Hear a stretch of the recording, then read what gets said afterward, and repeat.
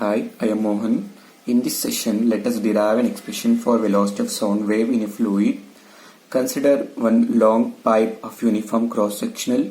Let A be the cross-sectional area of the pipe, and that pipe is fitted with a piston, and the pipe is filled with compressible fluid.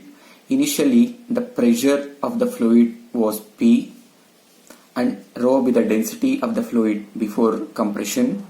Now the piston is moved for a distance of x for a time dt, because of which compression takes place. Because of the compression, disturbance will be created. The disturbance is in the form of pressure wave.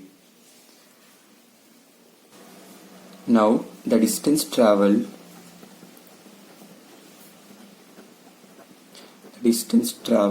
by a piston in time dt, that is x. We know that velocity is equal to distance by time taken. Therefore, distance is equal to velocity into time taken. Therefore, the distance traveled by a piston in time dt is velocity of the piston into time taken, that is v into dt. Now, the distance traveled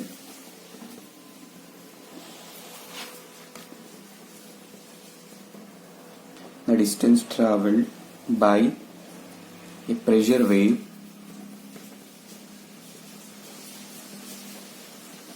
in time dt. Because of compression, the disturbance will be created. The disturbance is in the form of pressure wave. C is the velocity of the pressure wave. Now you have to determine the distance traveled by a pressure wave in time dt. Again, this is L. Again, we know that velocity is equal to distance by time taken. Therefore, distance is velocity into time taken. Here, where the distance traveled by pressure wave is velocity of the pressure wave in time dt. L is equal to, you can see here the value of C, that is velocity of the pressure wave, is more. Hence, C into dt value is also more compared to V into dt for the time interval dt. The pressure wave has traveled a distance of L and the piston has moved a distance of x. Because of compression, the density and pressure of the fluid changes. Therefore, assume let P plus dP as pressure after compression,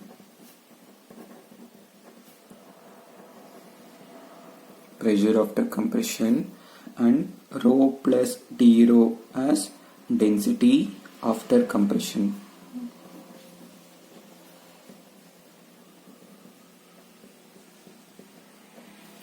Now, mass of a fluid for a length L, that is, you have to determine the mass of the fluid which is in the cylinder before compression. We know that mass formula is, we know that density is equal to mass by volume. Therefore, mass is equal to density into volume. This is for a length L. This is before compression. Therefore, density was rho. Volume, area into length. A is area of the cross-sectional pipe. V, volume is area into length. Length is L. Therefore, rho A L. Now, mass is equal to rho into A into, what is L? L can be replaced with C into dt. I'm going to take this as equation number 1. Now, similarly, determine the mass of the fluid after compression.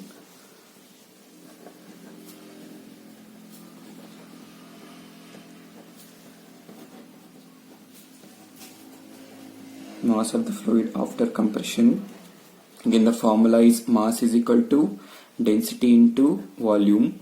Mass is equal to density. Density changes from rho to rho plus d rho. After compression, the density is rho plus d rho, and volume formula is again area into length. There is no change in area, but length was L minus x. After compression, the length become L minus x. Now, rho plus d rho into A into, what is L? N can be replaced with C into dt. Minus what is x? X can be replaced with V into dt. Okay, this is equation number 2. Now, as per law of conservation of mass, mass can neither be created nor be destroyed, or mass before compression is equal to mass before compression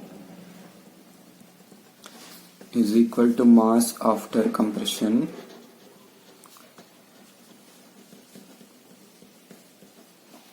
Mass before compression was rho into A into C dt.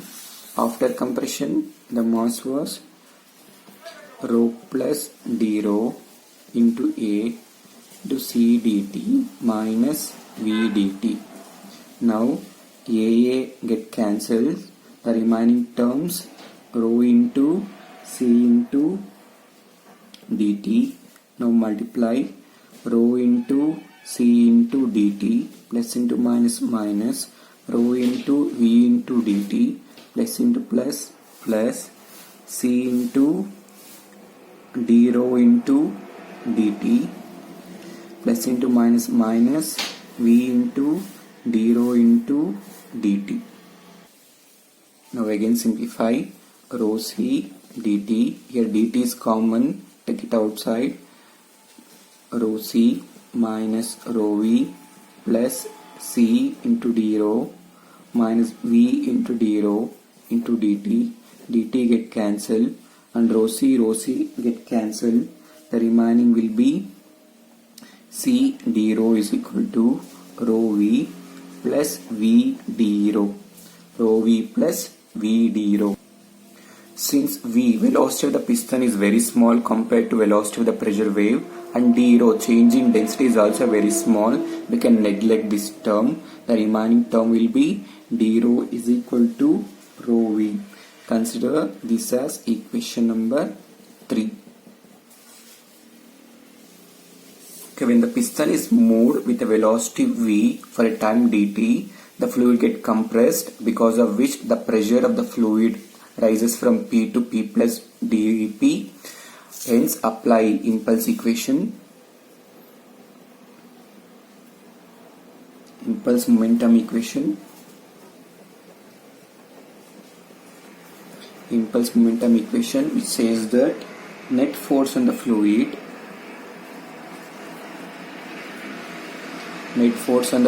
is equal to rate of change of momentum.